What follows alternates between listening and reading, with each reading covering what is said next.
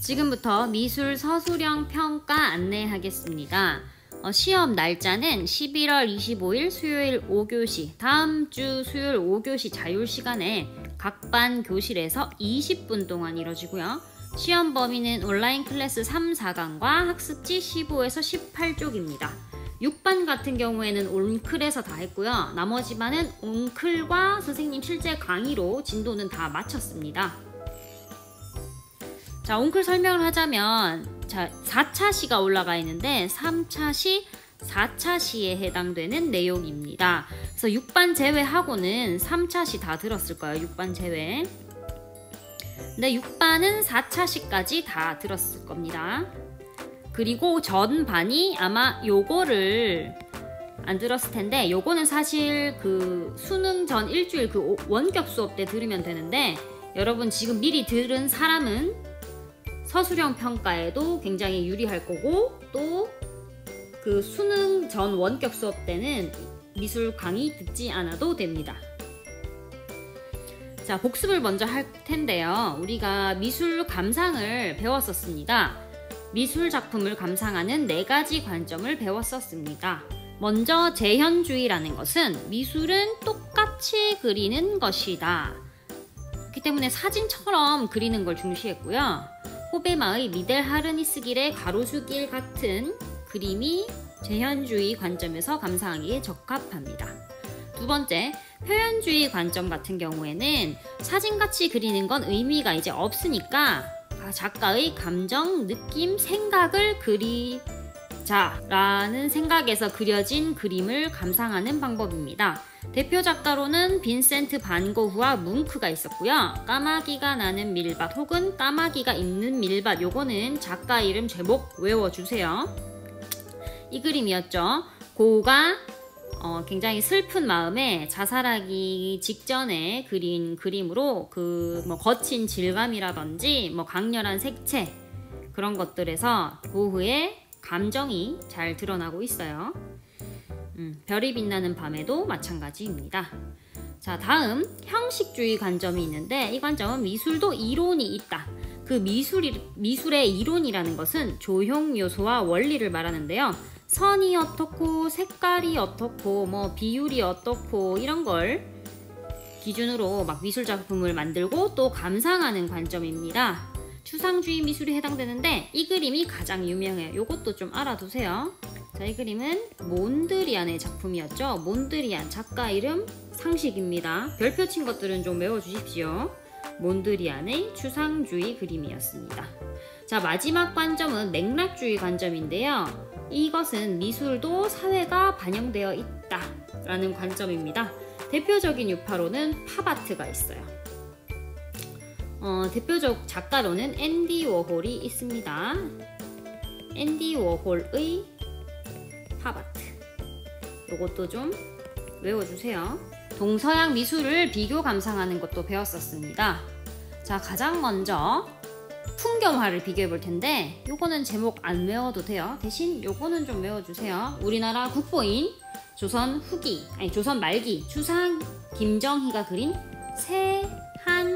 세한도라는 작품입니다. 작가 이름 제목 다 아셔야 됩니다. 자, 두 그림을 비교해 볼 텐데 작가 직업부터 한번 비교해 볼게요. 왼쪽의 서양의 그림은 전문 직업 화가가 그린 그림이에요. 그래서 사실 원근법, 명암법 이런 것들을 굉장히 교육을 오랫동안 받아서 사실적으로 그린 그림이죠. 반면에 우리 그림인 추사 김정희의 세한도는 전문 직업 화가가 아닌 문인들, 조선시대 선비들이죠. 선비들이 자신의 생각과 의지를 표현하고자 취미로 그린 그림입니다. 이런 그림을 뭐라고 하냐면 문인화라고 해요. 이것도 좀 별표 칠게요. 자, 이런 그림들은 사실적으로 그리는 것에 관심이 없습니다. 대상의 외연을 재현하기보다는 자신의 생각과 의지, 느낌 그런 거를 표현하는데, 그러니까 자신의 내면 세계를 표현하는데 중점을 뒀습니다. 여기서 별표 굉장히 많이 나오고 있습니다. 자, 다시 재료와 다음으로 표현 기법과 재료를 비교해 볼 텐데, 자, 왼쪽 서양 그림은 자연을 분석하고 이를 사실적으로 재현하기 위해서 어떤 기법 사용되었죠? 아까 말한 원근법 그리고 명암법 사용되었습니다. 이거 수업 시간에도 여러 번 강조했어요. 그 다음에 재료는 유화물감이 사용되었어요. 이런 유화물감은 사실적인 표현에 굉장히 유리합니다. 반면에 우리나라의 추사 김정희 세안도는 먹으로만 그려졌죠. 이 먹으로만 그린 그림, 내가 아무도 모르는 반도 있어서 충격받았었는데 뭐라고 하더라? 수묵화라고 합니다. 이거 상식 용어예요. 별표 친 거는 좀 많이 외우세요. 별표가 여기서 되게 많이 나왔습니다. 두 번째로 인물화 비교해 볼 텐데, 왼쪽 그림은 베르메르의 진주 귀걸이를 한 소녀라는 작품입니다. 이 작품 사실 모나리자만큼 유명한 작품이에요. 오른쪽은 뭐 이체 초상인데 이런 거 제목 안 외워도 돼. 자, 서양은 항상 외형을 사실적으로 재현하기 위해서 그렸다면, 자, 우리나라는 인물의 내면, 그러니까 정신과 성격을 표현하고자 그림을 그렸습니다. 자, 기법과 재료는 한번 살펴볼게요. 서양은 똑같아요. 유화물감으로, 명암법으로 해서 사실적으로 표현하는데 중점을 뒀다면, 우리나라는 보면 인물의 정신을 담기 위해서, 근데 또 이 정신이 얼굴에 담겨 있다고 생각해서 털 한 올, 주름 등까지 섬세하게 묘사했습니다. 그리고 이 특별한 게 있었죠. 이 그림 같은 경우에는 비단에 그려졌는데 비단 앞면에 그린 게 아니고 뒷면에 채색했습니다. 이런 걸 배채라고 했었습니다. 다음 정물화도 비교해 볼게요. 자, 왼쪽은 해골이 그려진 서양의 정물화고요. 오른쪽은 조선 후기 민화 중 책가도입니다. 자, 다시 왼쪽의 서양 정물화는 정물화 중에서도 바니타스 정물화라고 해요. 바니타스란 허무함, 허망함 비슷한 뜻이죠. 이런 걸 의미하는 정물화입니다. 유화물감으로 대상의 질감을 사실적으로 표현했으며 원근법, 명암법이 사용돼서 사진처럼 그렸다. 반면에 책가도라는 그림이에요. 책을 그렸다는 얘기죠. 우리의 그림은 사실 서양의 그림에 비해서 사진 같지는 않습니다. 근데 우리 그림은 원래 대상의 사실적인 표현보다는 어떤 대상의 상징이나 인물이라면 인물의 내면 세계를 표현하는 데 관심을 뒀어요. 책가도 같은 경우에는 당연히 공부하라, 배움의 열정, 그리고 선비 정신을 상징하는 그림이었습니다. 반면에 바니타스 정물화는 해골이 가장 중요한 포인트인데 이거 안 외워도 돼요. 해골 같은 경우에는 당연히 인간의 죽으면 끝이잖아. 그러니까 인간의 삶이 허망함과 허무함을 나타내기 위한 상징적인 요소로 그려져 있습니다. 다음으로 서술형 평가 문제 유형 살펴볼게요. 지금 중요하죠? 첫 번째, 자, 이런 식으로 낼 거예요. 자, 보기는 미술 작품을 감상하는 관점을 나열한 것이다. 네 가지 관점 우리 배운 거잖아요. 재현주의, 맥락주의, 표현주의, 형식주의. 이 보기와 아래의 작품을 참고해서 문제를 풀라고 하고 있죠. 그래서 이 그림이 뭐가 나올지는 몰라. 예를 들어 이렇게 나오겠지. 그래서 1번 문제가 이런 거야. 가 작품의 작가 이름과 제목을 쓰고 나는 작가 이름을, 다는 작가 이름과 유파를 기술하래. 정답이 뭐야? 고흐의 별이 빛나는 밤 쓰시면 되고요. 나 작품은 누구였죠? 앤디 워홀 알아주세요.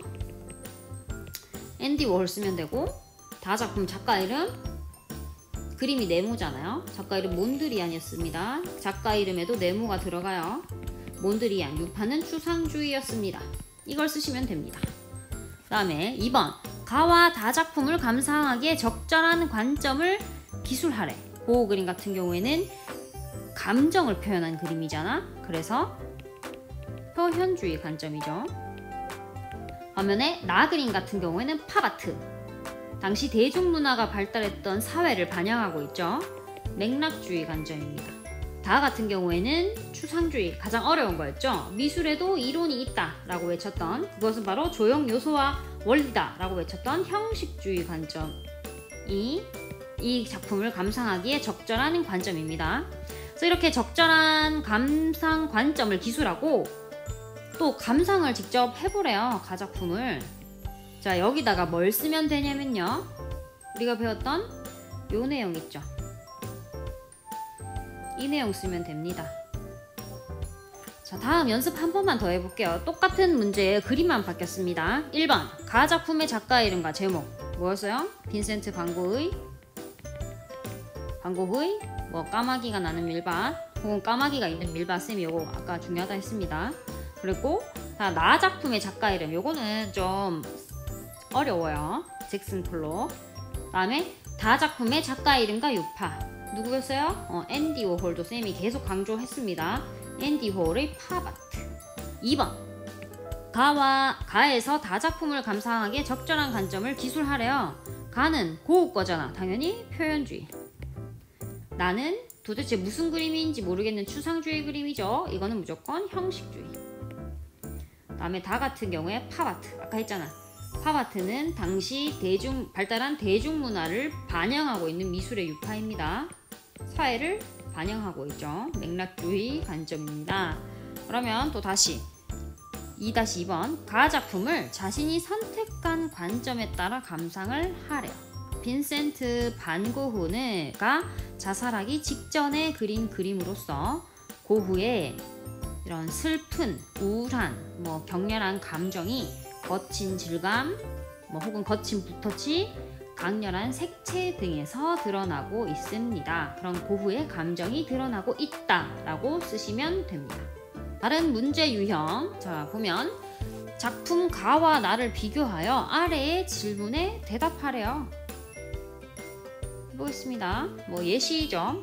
자, 가와 나를 비교하라고 하네요. 그럼 가와 나에 대한 설명이 쭉 있겠죠. 칸이 있을 건데 중간중간에 있을 겁니다. 빈칸 그대로 쓰시면 돼요. 가 작품의 키워드는 뭐가 있었어? 작가 이름 쌤이 몰라도 된다고 했죠. 이런 그림은 사실적 표현을 위해 재료는 유화물감을 사용했고 또 명암법, 원근법을 사용했다. 사진처럼 그림을 그리기 위해선 당연히 교육받은 전문 직업 화가가 그린 그림이다. 이런 것들이 키워드였습니다. 반면 나 같은 경우에는 제목 외우라고 했어요. 추사 김정희의 세한도입니다. 조선 말기 몰락한 양반이 그린 그림이에요. 추사 김정희 세한도 같은 경우에는 그 사실적인 표현보다는 작가의 내면 세계나 생각을 표현하는 데 초점을 뒀죠. 작가의 의도가 여기에 있습니다. 그래서 사실적인 표현에 관심 없고 재료도 먹이에요. 먹으로만 그린 그림 뭐라고 한다고? 수묵화라고 합니다. 그리고 이런 사람들은 전문 직업 화가가 아니죠. 문인이 그린 문인화에 속하는 그림입니다. 이런 사람들은 취미로 그림을 그렸어. 그리고 하나 더 중요한 거 얘기할게요. 추사 김정희가 어떤 상황에서 그린 거였죠? 제주도에 유배 가서 그린 그림이었어. 왜 그렸어요? 잘 나갈 때는 자기한테 선물 주는 사람 많았을 거 아니에요. 그런데 이제 잘 나가지 않는 보잘품 없는 자신에게 잘해주는 제자가 너무 고마워서 그려준 그림입니다. 그래서 이 늙은 소나무 같은 경우에는 누구를 상징할까요? 볼품없는 자신을 상징합니다. 자, 이 꼿꼿하게 서 있는 이 어린 잣나무는 누구를 상징할까요? 제자를 상징합니다. 그리고 문제가 하나 더 있어요. 가와 나 작품 중 더 마음에 드는 작품을 선택하고 그 이유를 작품에 대한 지식을 바탕으로 서술하래요. 마음에 드는 작품 선택 하나 하고 여러분이 알고 있는 나한테 배운 미술 지식 있잖아. 그걸 바탕으로 그냥 서술하시면 됩니다. 이거는 열심히만 쓰면 그냥 주는 문제입니다. 한번 다시 더 해볼게요. 자, 작품 가와 나를 비교하여 아래의 질문에 답하시오. 가, 나 작품에 대한 비교 글이 쭉 있을 거야. 그럼 쌤이 키워드만 빈칸을 막 만들어 놨겠죠. 자, 가하 작품 같은 경우에는 바니타스 정물화였습니다. 바니타스 뭐를 의미해요? 허무함, 허망함을 의미하죠. 자, 이 그림은 뭐 상징이 있다는 면에서는 서양화 중에 좀 독특하지만 기본적인 흐름은 다르지 않습니다. 사실적으로 표현이 되어 있고요. 이걸 위해서 유화 물감과 명암법 등이 사용되었습니다. 반면에 나 그림 볼게요. 이거는 조선시대 책가도예요. 민화의 한 종류입니다. 사실적 표현에 관심이 없죠. 상징이 중요한데 책의 상징 선비정신과 배움에 대한 열정을 상징하죠. 자, 이런 그림 누가 유행시켰다고 했어요? 네, 정조대왕이 유행시킨 그림이라고 선생님이 설명을 드렸었습니다. 중에서도 가와 나중 더 마음에 드는 작품 선택하고 그 이유를 작품에 대한 지식을 바탕으로 서술하면 됩니다. 이 문제는 진짜 그냥 10점 주는 문제예요. 끝!